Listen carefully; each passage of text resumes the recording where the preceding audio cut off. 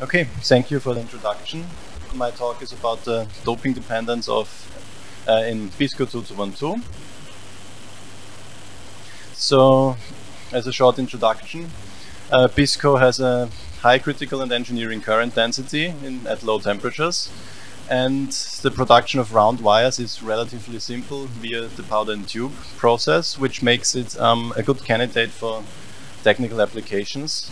But it still needs to be optimized, and to be able to do that better, we need to understand the current transport properties in BISCO 2212, and in particular the doping dependence of the material parameters and the influence of these parameters on the flux pinning. And we also need to see the difference between the inter and intra-grain currents. So to do this, I will talk today about two types of samples. First, single crystals to focus on just one grain, and then second on tapes to also see the influence of the grain boundaries. So with the single crystals, I also did irradiation experiments to introduce defects in the crystals and see the influence of these defects on the material parameters. And what is important here is that I measured the same crystal before and after irradiation to be able to exclude possible differences between crystals, because it's the same crystal measured before and afterwards. So first I will talk a little bit about the methods I used to evaluate my results. So for TC measurements, I used SQUID AC susceptibility measurement in zero field. So on the left side here you see the whole measurement, on the right side a zoomed in image of this, and I get the TC by just doing a line fit in the steep part of the transition and crossing it with the top part. Okay, so for the JC evaluation, I do magnetization loops in the SQUID. You see here the raw data on the left side, and on the right side you see the evaluation of this data, and here it is important that the self field needs to be considered for the calculation of JC. Sorry. And then I also measured the superconducting penetration depth lambda, which is a little bit more complex to get. So how I did this is I did M versus T measurements in the SQUID magnetometer, where I first started with a zero field cooled sample, then applied different fields, and then warmed the sample up in steps and then down again. And with this method you get here, you can see the reversible part of these measurements, which can then be used for lambda calculation. So here on the left side you see the same measurement as before, and from this measurement I then extract M versus H, the applied field, and in a logarithmic plot, as you see here, these lines correspond to different temperatures, from cold as blue to warmer as red, and the slope of these lines in the logarithmic plot is proportional to 1 over lambda squared, which can be used to extract lambda, and 1 over lambda squared is also proportional to the superconducting fluid density, which is an important material parameter. And on the bottom here you can see the blue points are the measurement values, and the dashed line is a fit with the expected temperature dependency, which lines up quite nicely. And on the left side you see the 1 over lambda plot, 1 over lambda squared. So now let's come to the samples. So these are single crystals with a size of about 1 millimeter, thickness from 30 to 60 microns, and I have them in a range from strongly underdoped to strongly overdoped samples, which is done by annealing them in different atmospheres and at different temperatures.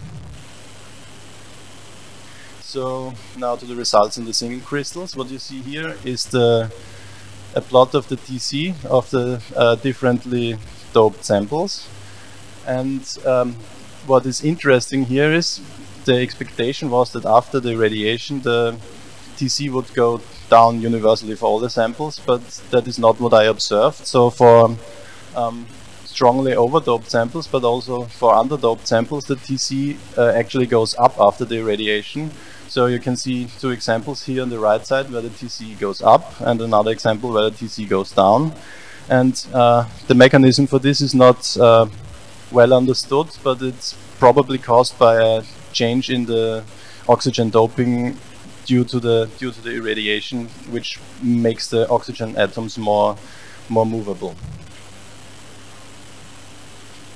So here you see results from the JC measurements before and after irradiation. What you see here is that for low temperatures, so the blue curves are at 5 Kelvin, the JC of the crystals about doubles for all the samples. And if you go to higher temperatures, the JC increases even more, which you can see better on the next slide. So here we plotted JC for a few different temperatures versus the doping level. And what you can see here is that at low temperatures you have about double the JC, but at higher temperatures it can go to an order of magnitude higher JC at high temperatures. And what you also see here is that for the pristine samples you don't really see pronounced doping dependence of the JC, but after irradiation you see quite a good dependence on the doping of the JC. For the optimally doped sample it's the best JC, and then it goes down on both sides. And here you can see the change in the penetration depth and superfluid density. So this is the penetration depth before irradiation, and then lambda goes up after irradiation universally for all the samples, and correspondingly the superfluid density goes down. And what is interesting here is that you have a peak just above the optimally doped level in lambda. So now with this we come to the next samples. These are dipped coated tapes with within a silver sheet, and here also heat treatment is used to vary the oxygen level. And these tapes are about the size of 1 centimeter width and are about 100 to 140 microns thick. So here on the left I show a TC plot of these differently annealed samples versus the annealing temperature. And on the bottom is the critical current density of these samples. And what is interesting here is that a difference of just about 1.5 degrees of Celsius causes a very steep decline in the critical temperature and also in the critical current density. And if you look at the TC measurement or the raw measurement, you see that the transition is has gotten very much broader for this lowest sample with the lowest annealing temperature, which is caused by intergrowth defects in this sample. So what I will do next is focus on these two lowest samples to highlight differences in these samples. So here you can see remanent magnetization measurements also done in the squid magnetometer. What is done here is that the applied field is set at a low value, then ramped down to 0, and the remanent magnetization measured. And then this is done with a little bit higher field again, and so you get these raw curves. And if you then plot the derivative of this, it is possible to see the different current densities from intergrain current densities and intergrain current densities. This you can see in the blue curve here, which is the bad sample. You can clearly see two different distinct peaks, which are not possible to be observed in the better sample. This is because in this sample the peaks are too close together to be separately resolved. And you have also to keep in mind that this is normalized, so the blue sample is has about a 10 times lower signal than the other one. So for the next step I did scanning whole probe microscopy on these samples. So what you see here in the images is about 1 millimeter sized sample I cut from the tape, and to be able to do these SHBM scans, the silver layer needs to be gone, because we need to come as close as possible with the whole probe to the sample. So this was etched away with a solution of hydrogen peroxide, ammoniac and methanol, and yeah, you see here the viscous surface with the silver etched away. And the result of these measurements is, so first this is a remnant measurement after magnetizing the sample with 5 millitesla. On the left side here you see the bad sample, which is fully penetrated, and you can see that the field is strongest above and in the center of the sample, which means that the currents are flowing around in the sample, and there is connectivity between the grains. And on the right side you see the better sample, which has shielded the magnetic field inside the sample, and that just the currents flowing outside because it has a significantly higher critical current density, which is enough to shield this field. And if you then go to higher fields, so this is then half a Tesla, you can see now a similar thing on the better sample, that the strongest magnetic field is in the center of the sample, which means there is a good connectivity between the grains, and the current can flow around in the whole sample. And on the other hand, the bad sample, you don't really see one peak, just a few smaller peaks, which means that there isn't a good connectivity between the grains anymore, and the current cannot really flow around in the whole sample.